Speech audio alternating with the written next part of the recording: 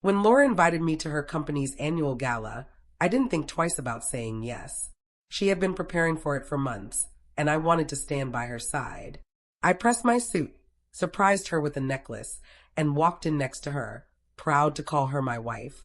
The ballroom shimmered with chandeliers, soft music floated through the air, and Laura outshined everyone in the room. But as she mingled with coworkers, something gnawed at me. Lately, she had been distant, guarding her phone, working late more often. I brushed it off as paranoia, but that night, every smile not meant for me cut deep. I decided I needed to pay attention, not as a jealous husband, but as a man searching for the truth.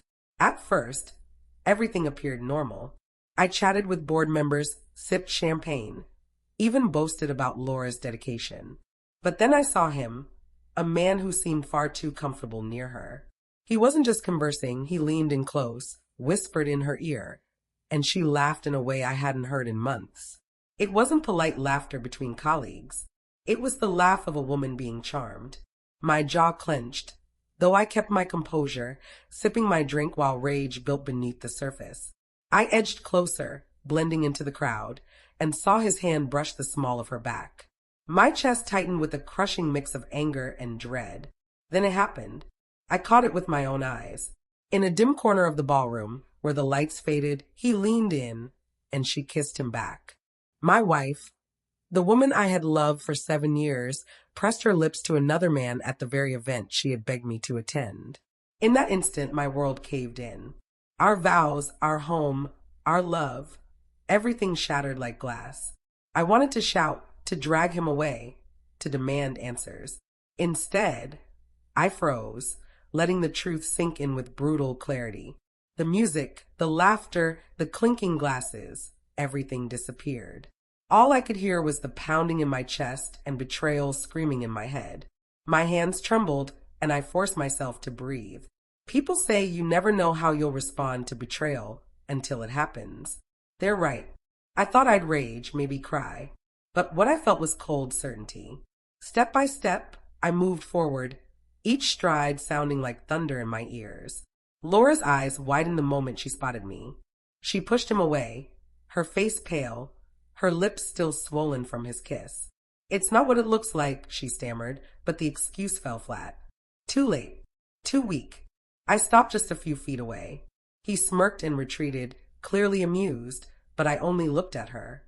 My voice was steady, calm, sharp as steel. "Our marriage ends here." The words cut through the air louder than a shout ever could.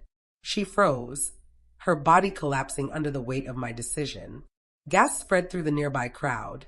Some stared, others pretended not to notice. None of it mattered. For the first time in months, I felt in control. She grabbed my arm, her voice breaking. "Please don't do this. It was a mistake. It meant nothing. I don't even care about him."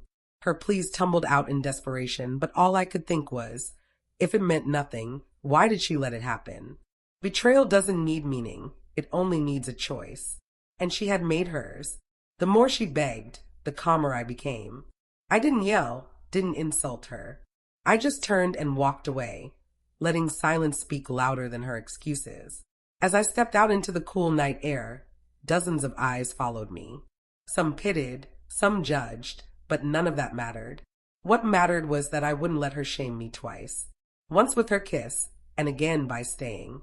For the first time in months, I breathed freely. I didn't look back. I wanted her to remain in that ballroom, surrounded by her colleagues, drowning in the weight of her choices. My absence would say more than any outburst ever could. That night, my phone buzzed relentlessly. Dozens of missed calls, frantic texts, voicemails filled with her sobbing. "It was the alcohol," one message said. "You're the only one I love," another pleaded. "Don't throw us away over one mistake." But it wasn't me who had thrown us away. It was her. Trust is the foundation of marriage, and she had reduced it to rubble with one kiss. I ignored every message, knowing that even a reply would give her hope I no longer had. In the days after, her efforts grew desperate. She showed up at my office with flowers, left handwritten letters on my car, begged our friends to intervene. "Please, tell him to forgive me," she cried to them. But forgiveness was impossible. That kiss replayed in my mind every time I closed my eyes. When the divorce papers arrived, I signed them without hesitation. My signature sealed the coffin she had built with her own hands. Looking back, I know the way I ended things, the calm, final silence, wounded her more than anger ever could. She expected shouting, maybe forgiveness. Instead, I left her with nothing but finality. That night, meant to be her triumph, became her undoing.